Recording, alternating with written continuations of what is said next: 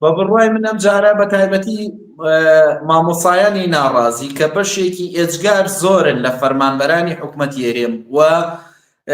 چۆنەڵێی نقطە قووەتی ناڕەزایەتیەکانی کوردستان مامۆسایانن کە دەوری پێشڕەویان بینیوە لە ناو فەرمانبەران و کارمەندانی دەوڵەتیە بۆ ناڕەزایەتی دەربڕین.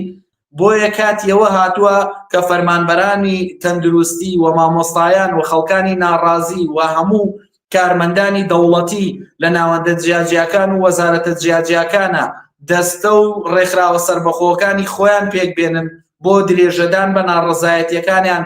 نەک تەنها سێموچەیان، بەرزکردنەوەی